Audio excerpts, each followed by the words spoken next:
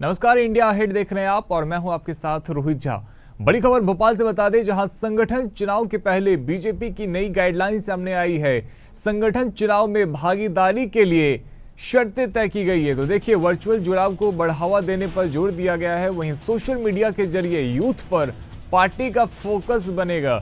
Internet media में सक्रियता से मिलेगी भाजपा संगठन में जिम्मेदारी, यानी कि सोशल मीडिया पर लगातार जो है वो युवाओं से जुड़ने की कोशिश की जाएगी। किस प्रकार से सोशल मीडिया के जरिए युवाओं से जुड़ा जाए, इसको लेकर प्रयास किए जाएंगे। तो संगठन चुनाव के पहले बीजेपी की नई गाइडलाइन सामने आई है, जहां संगठन चुनाव में भागीदारी के लिए तय की शर्त, वहीं वर्चुअल जुड़ाव को बढ़ावा देने पर जोर दिया गया है। सोशल मीडिया के जरिए यूथ पर पार्टी का फोकस होगा, तो इंटरनेट मीडिया में सक्रियता से मिलेगी भाजपा संगठन में जिम्मेदारी।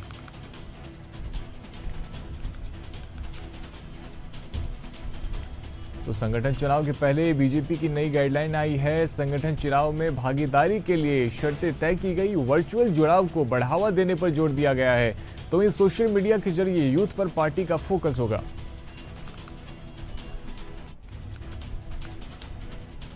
ज्यादा जानकारी के लिए हमारे साथ प्रखर जैन जुड़ गए हैं। प्रखर, संगठन चुनाव के पहले बीजेपी की नई गाइडलाइन आई है और अब सोशल मीडिया के जरिए युवाओं से जुड़ने का प्रयास किया जाएगा।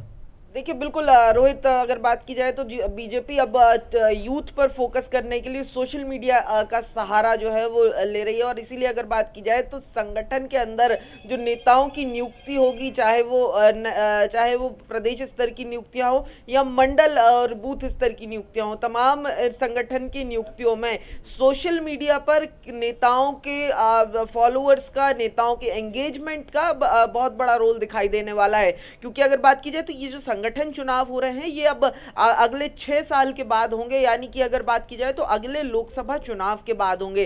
तो इसी के मद्देनजर अगर बात की जाए तो अगले लोकसभा चुनाव के पहले, अगले लोकसभा चुनाव की स्ट्रेटेजी जो है इन संगठन चुनाव के साथ ही तय जो है पार्टी करने में लगी हुई है। क्योंकि जब अगला लोकसभा चुनाव होगा 2029 में, तब केंद्र की सरकार को 15 साल हो चुके होंगे।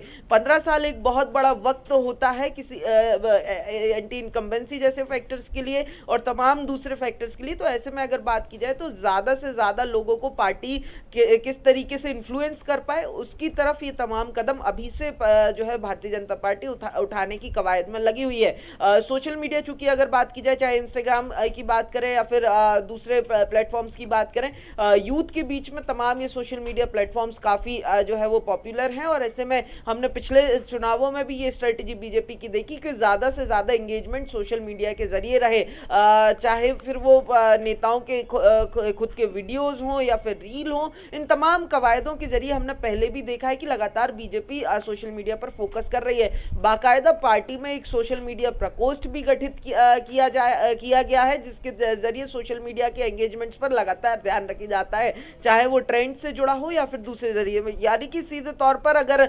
कट टू कट कहा जाए तो तमाम जो सरकार की नीतियां हैं उनको यूथ के बीच में पहुंचाने के लिए सोशल मीडिया का सबसे ज्यादा सहारा लिया जाएगा। और इसीलिए जिन नेताओं का सोशल मीडिया पर ज्यादा से ज्यादा एंगेजमेंट होगा, पार्टी का मानना यह है कि उनका इन तमाम योजनाओं को यूथ के बीच में ले जाने में सबसे ज्यादा जितने ज्यादा एंगेजमेंट उतना ज्यादा योगदान आने वाले दिनों में दिखाई देगा। और इसीलिए ये गाइडलाइन तय की है कि जो संगठन के चुनाव होंगे उसमें जो सोशल मीडिया की एंगेजमेंट है उसका भी बहुत बड़ा योगदान रहेगा। वो एक बहुत बड़ा एक तरीके से गाइडलाइन रहेगी, एक तरीके से एलिजिबिलिटी क्राइटेरिया भी कहा जा सकता है संगठन के चुनाव के लिए। अगर देखा जाए तो वो तमाम, चाहे बीजेपी के तमाम दिग्गज नेताओं की बात करें, चाहे केंद्र के नेताओं की बात करें या राज्य के नेताओं की बात करें, लगातार सोशल मीडिया पर हमें फोकस दिखाई देता है। खुद प्रधानमंत्री मोदी की भी अगर बात की जाए तो हम लगातार अगर उनके सोशल मीडिया को मॉनिटर करें तो वो सोशल मीडिया के जरिए ज्यादा से ज्यादा लोगों से इंटरेक्ट करने की कोशिश लगातार करते हुए दिखाई देते हैं। और यही कारण है कि अगर सोशल मीडिया को तो प्राथमिकता दी ही जाएगी, लेकिन इससे पहले हमने देखा था कि संगठन ने यह भी साफ कर दिया था कि किसी बड़े नेता के दबाव में आकर किसी को पद नहीं दिया जाएगा, यानी कि जिसने जमीन पर काम किया है पद उसी को मिलेंगे।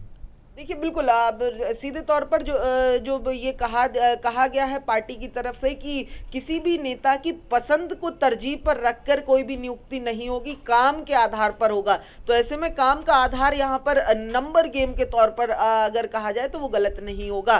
चाहे फिर वो संगठन अभियान में यानी कि सदस्यता अभियान में ज्यादा से ज्यादा मेंबर जोड़ने की बात हो या सोशल मीडिया एंगेजमेंट्स के नंबर्स की बात हो, यानी कि सीधे तौर पर जो नंबर गेम राजनीति का जो नंबर गेम होता है वही नंबर गेम जो है वो अब पार्टी की संगठन की नियुक्ति के संगठन की राजनीति का आधार भी वही नंबर गेम बनेगा। चाहे वो लोगों को जोड़ने की हो, सदस्यता बढ़ाने की बात हो या फिर सोशल मीडिया पर ज्यादा से ज्यादा लोगों को जोड़ने की बात हो। देखिए अगर प्रधानमंत्री नरेंद्र मोदी की भी बात की जाए तो उन्हें विश्व का सबसे बड़ा नेता कहा जाता है। वो किस आधार पर कहा जाता है, उसमें उनकी सबसे ज्यादा लोकप्रियता की बात कही जाती है, उसका एक सबसे बड़ा आधार है उनके सोशल मीडिया एंगेजमेंट, यानी कि यही वजह है कि अब सोशल मीडिया को भी प्राथमिकता दी जाएगी। बहुत शुक्रिया प्रखर हमारे साथ में जुड़ने के लिए। तो संगठन चुनाव के पहले बीजेपी की नई गाइडलाइन सामने आई है। संगठन चुनाव में भागीदारी के लिए शर्तें तय की गई है। वर्चुअल जुड़ाव को बढ़ावा देने पर जोर दिया गया, साथ ही सोशल मीडिया के जरिए यूथ पर पार्टी का फोकस रहने वाला है।